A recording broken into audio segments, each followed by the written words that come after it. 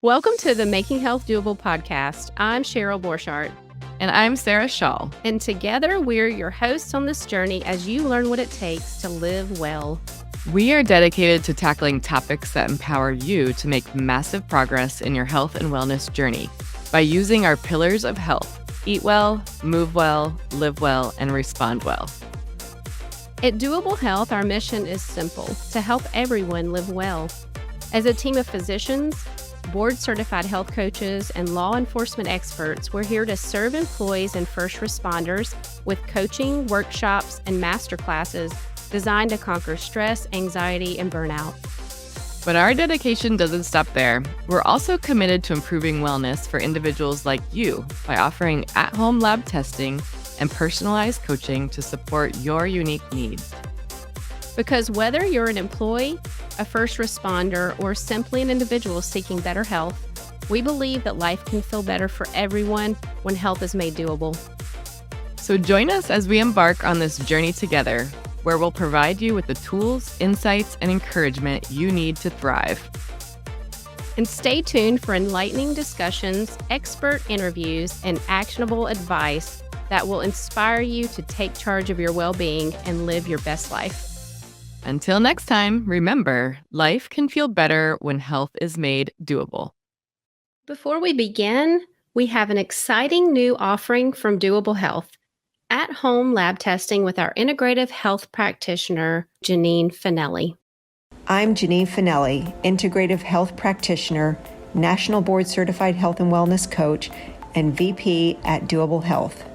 We offer at-home functional lab testing for individuals to test and not guess when it comes to their health. Whether you are interested in a deep dive under the hood because you love to geek out on numbers and want to really focus on moving forward with prevention, or you have symptoms, brain fog, digestive issues, hormonal imbalances, insomnia, low or no libido, water retention, headaches, all sorts of things that you just cannot figure out where they're coming from, through our at-home functional medicine lab testing with the best of the best labs out there, we can help give you answers. Schedule your initial consult with me so you can test and not guess by going online at doable.com/test. And for a limited time, get 10% off your initial consultation by using the code PODCAST in the checkout screen. doable.com/test.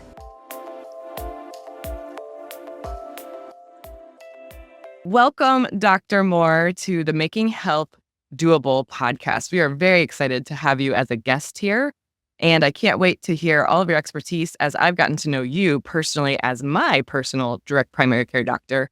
I'm very excited for our audience to hear from you, so welcome. Thank you so much. I'm really looking forward to this. I think we have a lot of good messages to get out. Absolutely. The more of the public needs to know about what DPC is, which is direct primary care. So before we get started, let me introduce you to the audience. Dr. Tanner Moore is a board-certified family physician specializing in anti-aging and regenerative medicine. He attended West Virginia University for both his undergrad and medical school studies.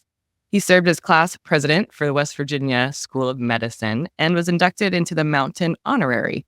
After graduating from medical school, he completed his family medicine residency at Martin Army Community Hospital in 2020 as academic chief resident. After your first assignment as a field surgeon in the 82nd Airborne, he was advanced through the years ahead of schedule to the office of the brigade surgeon. During deployment, he was promoted to major and supervised a team of 8 PAs and 5 physicians providing care for over 4,300 paratroopers.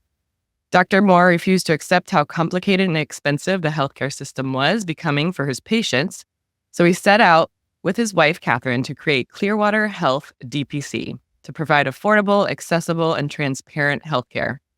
His mission is to empower families and businesses through trusting relationships with physicians that align with their values and needs. When not working, Dr. Moore enjoys spending time with his family. He and Catherine love being active outdoors and farming with their 2 children, Ainsley and Axel. So I have learned a bit about you just because you have been my primary care doctor for the last 6 to 8 months. And I love hearing how you have a homestead pretty much anyways. Yeah, emphasis on the farming part of that. That's most of what I do outside of work, for sure. Yeah. It's no wonder it was a full-time job for most of our ancestors, because it's hard to feed yourself. I bet. What's on your farm? We have a flock of sheep and a bunch of chickens, 2 guard dogs, Great Pyrenees, that are just the sweetest things ever, but ferocious to anything that's not supposed to be in the field. And then a coonhound, blue tick coonhound, and a beagle chase bunnies and raccoons all over the place and kind of keep the other side of the farm cleared out of predators. And then we have a lot of coyotes that we just kind of lucked into, and so they keep us up at night sometimes. Oh, wow. And some beavers just Mhm. as guests. That's amazing. And I'm sure your children growing up, they're younger, so growing up on the farm for them has probably been a privilege and super fun for them to learn the cycle of life too. Even this morning, I was just looking out over the farm, and it's all mowed right now, and the sheep are dispersed across the pastures, and the kids are like playing barefoot in the yard. So this is really a pastoral way to grow up as a kid. I mean, there's no neighbors for a half mile from us anywhere near. Yeah, that's amazing. And I always say, when you first came to visit me as my direct primary care doctor, you didn't have your office set up. So there was nowhere for me to go to visit you. So you made home visits. Like, you came to my house with your doctor bag, stethoscope around your neck and your coat, and walked into my home. And I feel like I'm living on Little House on the Prairie, and I love it. Yeah. So not only do you practice medicine naturally, you give that environment to your children too. 2 sayings that I really like to go by. Number 1, this is on our family crest, but find a way or make one. And for us, our office just wasn't ready when we started this practice, but we already had people that needed care and wanted to be seen. And so I was like, all right, well, we're just going to find a way or make one. I'll do house calls. I can meet them in like a rented room at the library, which you can reserve, and have done that now. So there's a way in the free marketplace. And then another one that I think really illustrates the values in direct primary care and why we do this is the saying that traditions are solutions to problems that time has forgotten. And we're just returning medicine to its traditions of healing rather than the inconvenience and financial harm of the current system. And so by being able to do things like offer house calls and see people on the same day, or just have them text you, like the modern way of communication, I don't know why that hasn't made its way into medicine and why we've abandoned these good systems. But you learn way more about a person when you see the environment they've created around them. So if you've got someone who's sick and you go into their home and you see like, okay, well, maybe there's mold on the walls, or maybe it's just an absolute mess. Not everyone has a beautiful, pristine home like you do. And you can see like, okay, you've probably got some psychological turmoil that you're dealing with, because your external environment is really a projection of your psychological environment.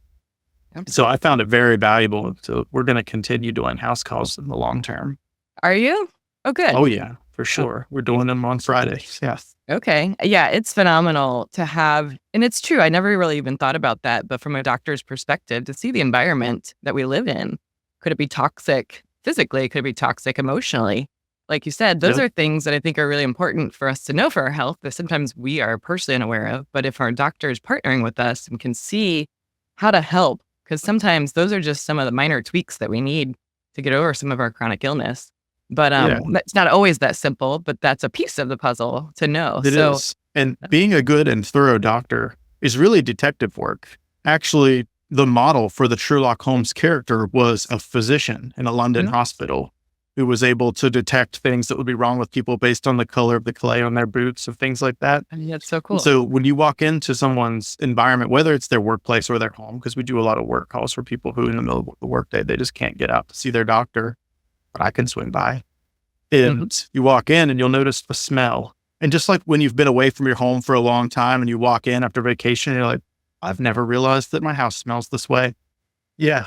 True. Well, as the doctor coming in for the first time, I can smell all those things that maybe they've become used to, and I can see things that they don't really notice anymore and things like that. So it's very valuable. I walked into one place and I was like, hey, I noticed that there's a gas leak here. Do you think that's contributing to your headaches? And the patient was like, I don't smell anything. And to me, it was obvious. They had just gotten used to it. Okay. That's phenomenal. That's a really great gift for a doctor to have. And so we have, as modern medicine, gone away from anything in the home. It's very kind of like stark and, very sterile in a lot of ways, which is important for some things. But you have, even in your we've gone away office, from that. yeah, we don't want to go too far away from just the natural barefoot in the grass like your children. Right. But in your office, even, I've been in your new office and I came in and it's just cozy and homey thanks to your wife, who has a very talent in decorating. Yeah. But the idea that it's you in there right now with your nurse and assistant, and the feeling of just being at home, even though I'm not in my home, coming to my doctor and feeling so comfortable and not rushed and not a number, and you know my name, you know my history of family. And so I think that's just such a beautiful way to do medicine. And as we've talked before, we are attracted to this out of conventional medicine because it is more personalized.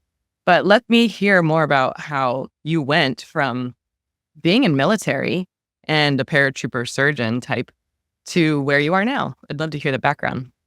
Yeah. When you were reading through all that stuff, it sounds like it took a long time to do all that. And I guess it did, but it flies by because you're so busy. I remember when I first showed up, in the Army, somebody was like, hey, don't blink because this is going to fly by.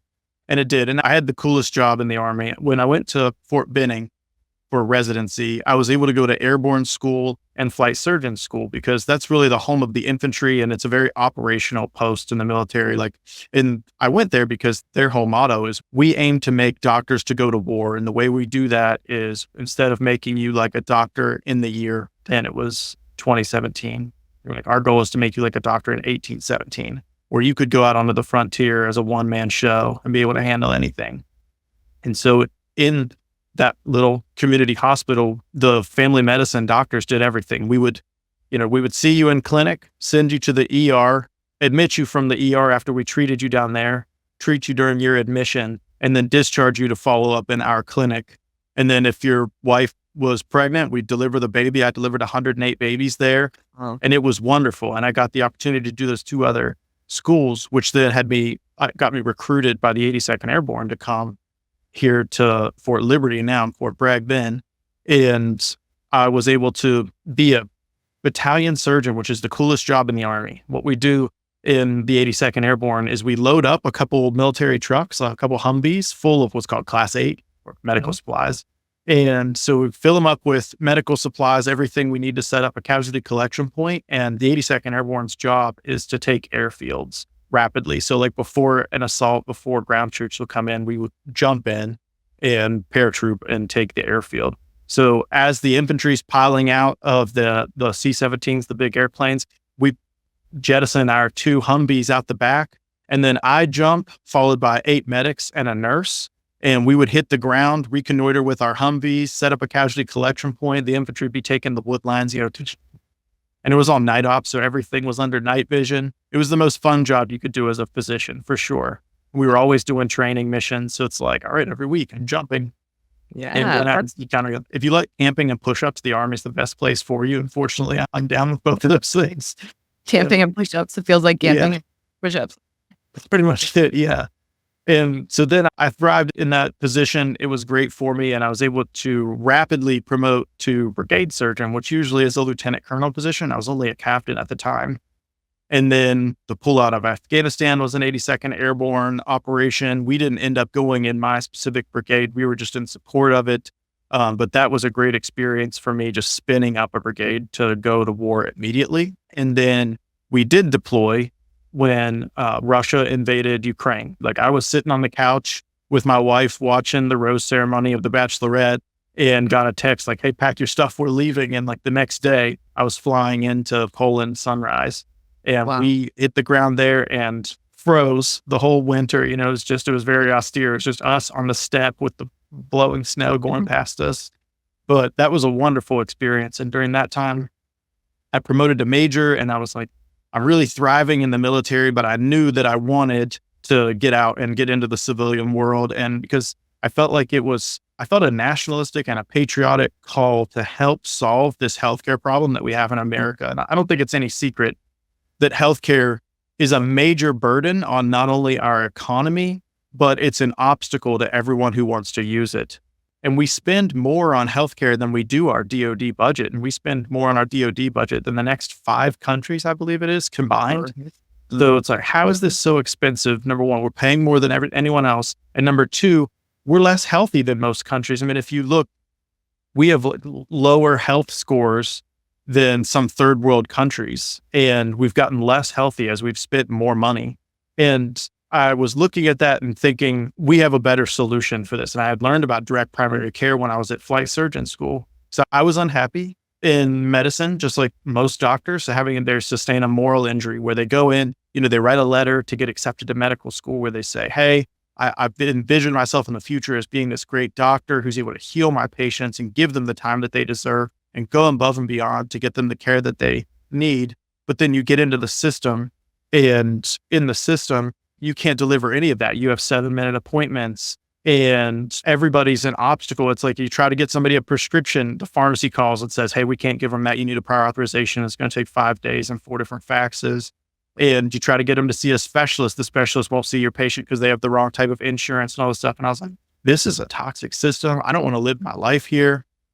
So I was looking for opportunities to escape medicine back when I first started just in residency. And at flight surgeon school, there were some National Guardsmen there, some National Guards physicians, and they were super happy and all the other doctors were unhappy. And I was like, what are you guys doing different? And they were able to have a civilian clinic. They were in the National Guard. They were like, we're doing this thing. It's called direct primary care. It works like Netflix. Our patients pay us a monthly subscription. And in exchange for that, we are able to do house calls and see them the next day and get them their labs, imaging, and prescriptions at like a 95% discount because we can dispense them right from our office. And we're able to negotiate all these prices down. And they're like, we take an hour with all of our patients. We're not rushed. We're able to actually take the time to diagnose them and read the literature and figure out what's really going wrong because we're not paid on volume. We're really paid on quality. We work for the patient, And for me, that was like a light bulb went off over my head. And I was like, all right, I'm changing everything. I'm going to direct primary care. I'm not going to take one step off the path that's directly towards that. Just kind of how I approach any goal in my life. I don't suffer from indecision. So once I decide what I want, I just point right at it. Call that getting your azimuth in the Army. So I get my azimuth and I just put one foot directly in front of the other until I arrive at the objective. And so that's what I've done with direct primary care. And it's just been absolutely wonderful.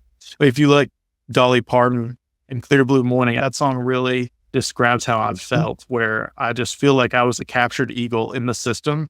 And now I can really fly as a doctor in the direct primary care model. You describe it so beautifully. And I'm like, why doesn't every doctor chase after this? I think part of it is it's unknown. So currently, I am the resident and medical student committee chairman for the Direct Primary Care Alliance. And that puts me in front of all these residencies and medical schools. So where I can come and kind of preach the message of direct primary care and the benefit of being a physician in that model, because this model, it really helps patients, but it helps physicians just as much. There's a problem in America. If anybody listening isn't aware of this yet, but doctors are burnt out and they're trying to get out of medicine and they're being replaced with mid-levels or people who are, born medical graduates and things like that, because we still need care.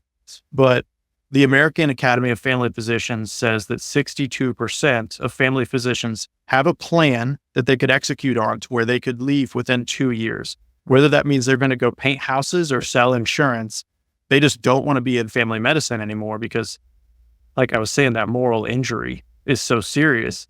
But they don't, when you come to them and I'll go talk with them, and you can even watch it on YouTube. It's a talk called DPC is the Resurrection of Primary Care.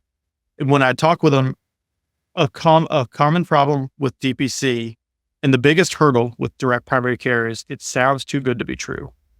And they're like, so wait, doctors look at this and they're like, so you're telling me I get to spend more time with my patients?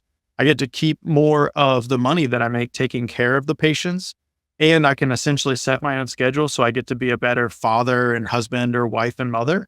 Like, I'm missing something. My radar's kind of pinging. I think I'm going to avoid it. And you really have to bring them into the clinic and be like, just look at my life. Look at how I'm able to practice medicine. You can do this if you just cut off all of these people who are just middlemen. Middlemen is who have killed healthcare in America. There's a wonderful graph online where you can just search physicians versus administrators growth. And it shows that since 1970, there's been almost no increase in the number of physicians in America, but there's a mountain of increase in the number of administrators in healthcare. And the line tracking expense of healthcare just trends right along with that line. Because you think the only time money is exchanged in healthcare is when a doctor is in the room treating a patient. That's what this whole system is paid to do. But if that doctor now, when they're in the room with that patient, they have to pay for 30 other people who do no patient care, then that patient's going to have to pay a lot more, but they're not going to get any more. As a matter of fact, they're going to get less because the doctor has to see more volume. And you always have to think everything, you should apply Occam's razor to everything and just try to make it as simple as possible. And like Einstein said, if you can't describe something to a second grader in 2 minutes, then you don't understand it. So in healthcare, people wonder how we got to this point, but it makes perfect sense because you're not the client when you see your doctor in the insurance-based system. In economics, the client is whoever's paying the bill. So your doctor works for your insurance company when you're there. And in the system, all of the incentives are aligned to get you out of the way as fast as possible so they can, air quotes, document, which is actually just writing an invoice about what they did in the room. But the whole system is set up for corruption, honestly. You can buy add-ons to your electronic medical record that will make every single visit be able to be billed as what's called a 99215, which is the most expensive type of physician's visit. And I invite anybody listening to this to think the last time they went and saw their doctor and their doctor looked in their ears, looked in their nose, looked in their mouth, listened to their heart, checked their reflexes, looked at their skin, ran their hands over, the physician ran his hands over the patient's hands to feel if there were any lymph nodes bulging or anything like that. I promise that hasn't happened. And I talk to people who go and see a rheumatologist and I want them to get exactly that and they don't get it, but it's documented in the record that it happened so that the insurance then has to pay it. And you can walk into a room and be like, hey, still feeling good? All right, your refills are in. Go out, document that, hit the button, and it's going to bill for the most expensive visit. So then physicians can feel like, I went into medicine. I was trying to take care of patients. I'm not even doing that. I'm really just buffing charts to help this system that I work for bill the most amount. And, like Jordan Peterson says, always tell the truth because the truth will always be found no matter what. And I think that what he means by that is you will know the truth. That's how it'll be found. And the fact that their doctors have a little nick to their integrity every time they walk out of the room and document, that wears on you after a while. Then there's another reason that doctors don't go into this, and that's because you have to be an entrepreneur and it's really hard. If anybody hasn't told someone that being an entrepreneur is extremely challenging, then I'll be here to tell them. And there's things, everything goes wrong. Whatever you buy breaks and nothing comes as advertised. Sounds like a homeowner. That's your own little business. That's your home. Everybody gets the experience. Yeah, So as you're talking in my question of why don't more doctors do this, I think they're part of that system. Like they're trained and educated through a certain system of like, this is how you do it. So it really has to be those who have that moral code or injury to be like, this really isn't aligning with me. But then on top of that, they have to be very courageous. I was thinking they have to be entrepreneurs to do this because you're on your own. You're not secure under any of that bigger system of insurance. So like, you got to work yourself through that and really be courageous to go out and step out kind of on your own. But the freedom of having that, it's amazing. Just you describing how much freedom you have and how much a burden. I think I read a statistic or I heard a statistic that the leading occupation for suicide is doctors, is medicine. It is. Number 2 is veteran. Number 3 is farmer. So I'm just this perfect trifecta. I need a safety call every day. How can we check on you, doctor? Who's taking care of me? No, I'm just walking around in constant euphoria, pretty much. It's a problem. But and when you talk with physicians, it's 2 entirely different asks for them to open their own practice, where you say like, hey, wouldn't you like to take better care of your patients, charge them less, but you keep more money and be a better family man or woman? Because, kids spell love, Time. And like all doctors know that they're in pediatrics and they're trying to get parents to be more involved, yet they're not an involved parent. So it's obvious, like, of course they want to do that. But the next question is, do you want to learn how to hire and fire people? Do you want to take out a second mortgage when you already have student loans to open this business and then try to figure out all the licensing and stuff like that? And that's a big no, which is why we opened our practice so that we could hire doctors to come and work. So pretty much what we do in Clearwater Health DPC is we provide the panel, the staff, the salary, the location, and any other support that they need. And they come in and they have a private practice experience without the burden of running a business. Wow. So they're able to work, they practice medicine how they want. I don't care if they want to hang rainbows inside their office or taxidermy. I just want them to be the great doctor that they were meant to be in the way that they see fit. And our goal is always to help our patients pursue health in alignment with their own values. And so we were talking about what we look for in a physician and what makes a good direct primary care physician. And there's a lot of people in medicine who went into it maybe for the wrong reasons. I mean, comfort and addiction are two of the most dangerous things to a human. And in the system, they will pay you enough to be comfortable.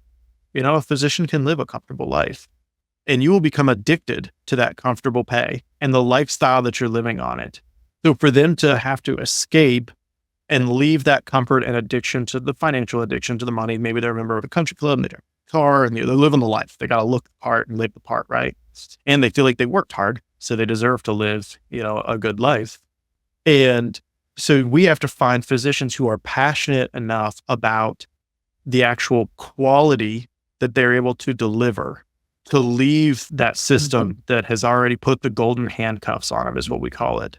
And so instead of just taking any physician who will come into DPC, we really want to keep it a pure system where instead of taking, like we were talking about the other day, instead of just taking anybody who learned the trade of being a physician, we want people who see themselves as an artist in medicine, people who are willing to take the time and really paint the picture of health around their patients. And to do that, you have to understand the medium that you're working with to be a great artist. So whether you work with marble or paint, you have to study the medium first. And that's where it comes in. Like, we study our patients. You did our intake, and it's more thorough than any intake I've ever seen in any other clinic, because I want to know, like, what is your personal philosophy? What gives your life a sense of purpose? What do you see as being healthy activities or healthy food? And that's very important, because the 3 medications that all of my patients take every day is breakfast, lunch, and dinner. And so for me to be able to figure out, honestly, I always say, like, a family medicine's scalpel is stopping medications. Like, we can do more than a surgeon can do just by stopping some poison you're taking. And they're all poisons. It's the dose that's therapeutic. So me figuring out, like, hey, do we even need to have you on this medicine? That I'm not sure why someone else put you on it, or is it redundant therapy? And taking the time, and then doctors don't know everything, right? And we're expected to, like, look competent and show up ready all the time. But, like, I tell my patients, like, hey, listen, I'll never lie to you, and I don't want you to think that I know everything. So why don't you stand beside me and we'll go through the literature together and see what we think is the right course of action for your care. And I want them to decide, they're my client. I don't work for the insurance company. So my goal, and I ask this on every intake, say, what is your goal with joining this practice?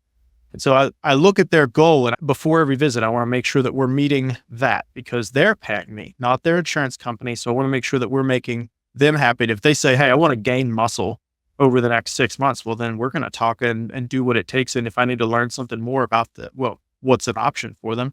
Or if they say, I want to be able to walk to my mailbox, then same thing. Like, okay, well, we're going to redirect. I might look as a physician in the system, all the incentives are lined up for me to, like, make sure their cholesterol is at a certain number, their A1C is at a certain number. They've met these certain metrics that have no data attaching them to health outcomes, but that's what they call value-based care, is meeting certain metrics. And so you might see your doctor in the fee-for-service, the insurance system, and they kind of, like, come blowing in a 7-minute visit after you've been sitting in what feels like a space shuttle room.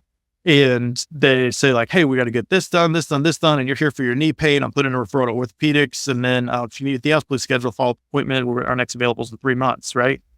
Well, that's just not, you can tangibly feel as a physician that you're not helping, and you're in fact possibly hurting, because the leading cause of bankruptcy and inflation in America is healthcare expenses. And 60% of those bankruptcies are privately insured people. And so I almost felt like I should apologize to people when seeing them in the insurance system, like, hey, we're not going to achieve your goal because this is value-based care, like air quotes, but it's going to cost a fortune. You're still going to have copays and deductibles, even if you do have insurance. And that's where I can speak firsthand too, because I am one of your patients. So you're not blowing hot air here. You really do align with exactly what you're saying. And that was what really drew me to you and direct primary care. Direct primary care model, I really appreciate and love for what it is. And as you explained it earlier, it is truly directly to the doctor. So I wanted that personal relationship and that opportunity to have kind of autonomy over my own body and decisions. Yeah. And sometimes I do my own research, but I don't know it all. So I need a doctor to converse with and see what's the best path. And that's where you did such a phenomenal job, even in our first encounter. Like we had like an hour and a half phone call before we even like got together for Right. this. I did an intake. You came And to I my read for an house hour and a half before that call so I could make sure I was telling you the right things because I'm interested in your health because you actually matter to me. You're not just, the next name on the list of appointments. Right. You know my story, and our stories is such an imperative piece of our health. We're not just, a diagnose and prescribe and a surgery. There's a whole story and backstory to where we are. And so you did that phenomenal, and I was hooked. I was like, you know what? I know this costs us extra monthly because we do have big box insurance, right? The big plans that can give me free healthcare. But as you described it, I don't want the free healthcare. I don't want that because it's not personalized enough. It's not a relationship. And I think having a relationship with a doctor is very like modern thinking, but it's actually not. It's actually, past. Historically, How we all should of our operate. grandparents were like, yeah, my doctor came to my house when I had a sore throat and stuff. But, there's this big misunderstanding that people have, and you just articulated it so well that people think, well, I have health care because I have health insurance. But it's the exact same as if somebody said like, well, I don't, someone saying I don't need a personal doctor because I have health insurance. It's like somebody saying I don't need a car. I have car insurance. Like insurance is not the actual thing. It's a coverage for the thing if you need it, right? And insurance it's the whole business plan of insurance is coverage for large unforeseen expenses, right? So with your car insurance, like we were talking about, nobody would use their car insurance to get an oil change or their tires rotated. And yet there's this thought that we need to use our health insurance for primary care. Well, primary care isn't an unforeseen expense unless you never anticipated needing to take care of yourself, in which case, okay, why not insure yourself against if you do need to see a doctor? But if everybody used their car insurance like they use health insurance, then guess what? Car insurance would be crazy expensive and difficult to utilize. And that's what we've ended up with in healthcare. Yeah. Yeah. And that's a great way to explain it. So I am a believer I wish I knew about direct primary care when I had littles. Like my kids are all teenager and older, to adults having to do their own thing, and then to high schoolers who aren't sick that often. And if they're sick, I'm like, you can power through. You got it. But when they were little, yeah.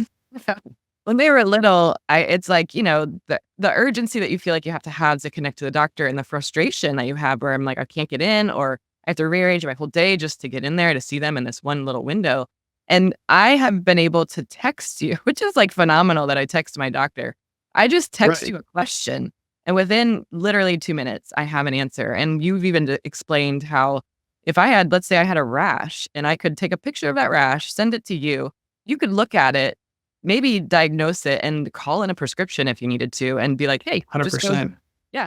That seems like it's great for you, but it's really great for me because that ounce of prevention is worth a pound of cure. So because I'm able to now get out ahead of something before it develops, it makes my job easier. Like I can spend more time at home with my kids because my patients aren't getting sick and needing to go to the hospital.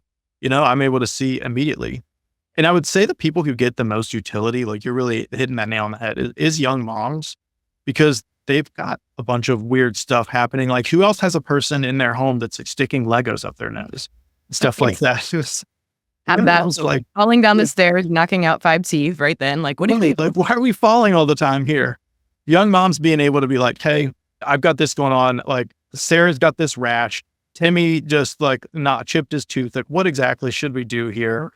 Just being able to text your doctor and send them a picture. I mean, it's invaluable compared to going to an urgent care or something. And I know for the past 4 years, urgent cares wouldn't let extra kids come back because of this whole COVID threat and stuff, even though they were like functionally no risk of getting COVID.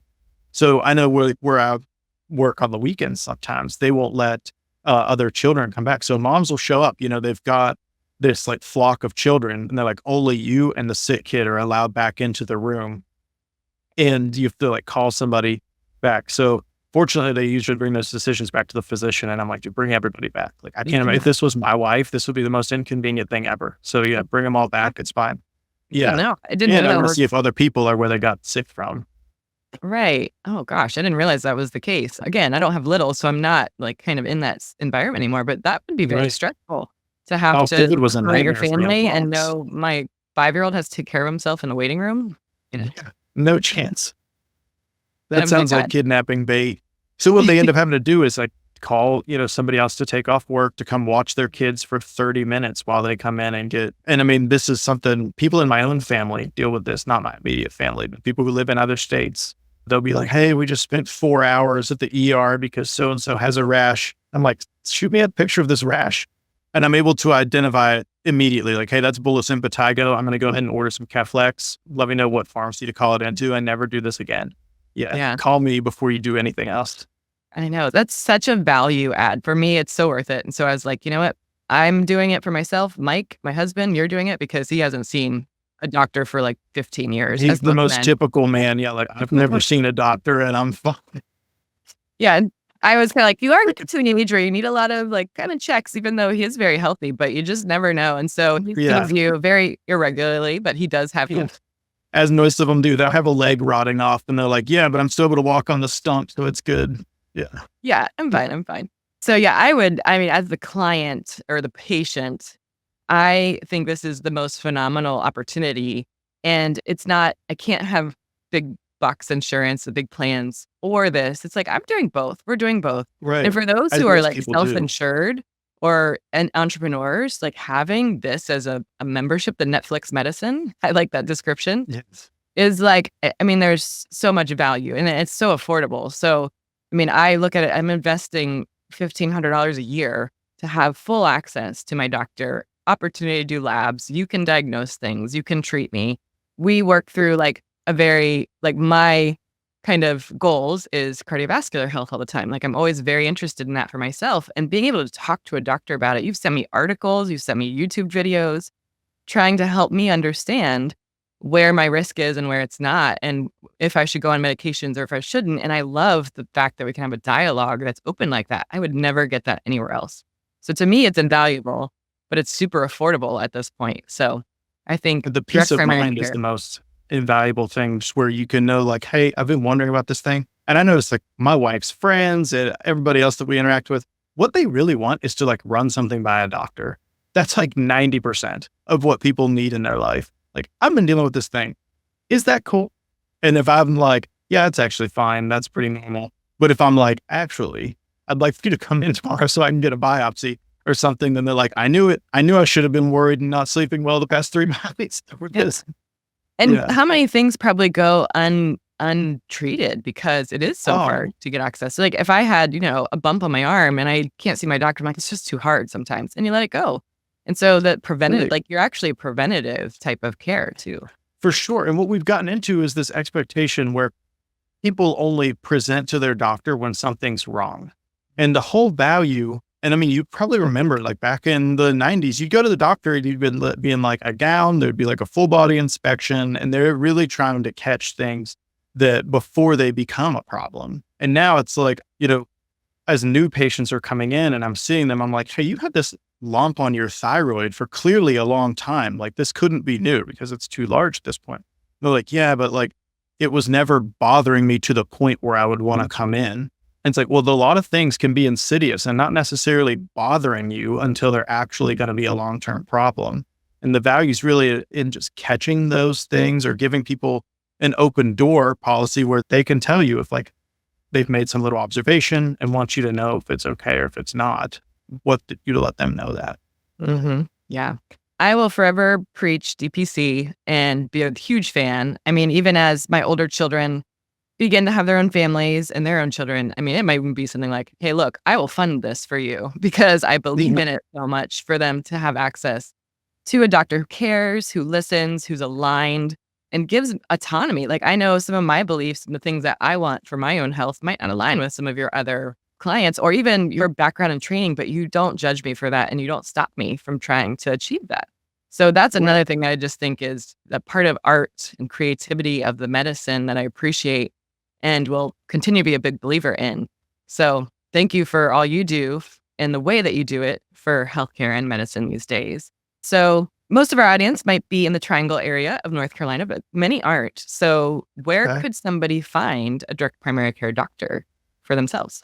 If you are interested in finding a direct primary care doctor near you, the best place you can go is a website called DPC Frontier.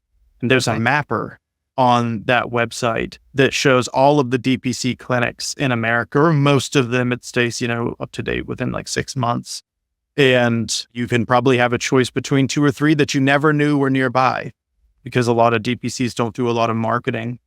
And Right. so that would be the best way to get in touch with them. dpcfrontier.com. Okay. Yes.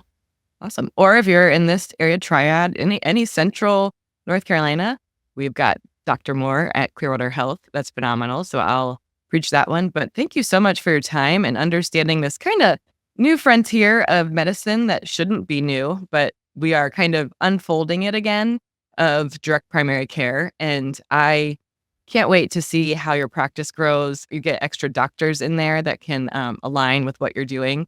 I think this is a phenomenal movement, sure. and I will be here to support it full bore. Well, thank you so much, Sarah. I've not only loved being your doctor, but I really appreciate this opportunity to help us get our message out. Yes, more people need to know about it. So thank you for explaining that so well. Have a great rest of your day. Thank you, Dr. Moore. Thanks. Bye. As we wrap up another insightful episode of Making Health Doable, we want to express our gratitude to you for joining us on this journey toward better health and wellness. At Doable Health, we're not just a podcast. We're a dedicated team of physicians, board-certified health coaches, and law enforcement experts. And together we're on a mission to serve employees and first responders, providing coaching workshops and masterclasses tailored to conquer the challenges of stress, anxiety, and burnout. But our commitment doesn't stop there. We're also passionate about improving wellness for individuals like you, offering at-home lab testing and personalized coaching to support your unique needs. Because at the end of the day, whether you're an employee, a first responder, or simply an individual striving for better health, we're all human. And we firmly believe that life can feel better for everyone when health is made doable. So as you go about your day, remember that you're not alone on your journey toward wellness. We're here to support you, encourage you, and provide you with the tools you need to thrive. So stay tuned for more inspiring conversations, expert insights, and actionable advice in our future episodes. Be sure to like and subscribe on your podcast platform. And don't forget to visit our website at doable.com, DOOABLE.com, for additional resources and updates. Until next time, remember that health is within reach. And together we can make it doable.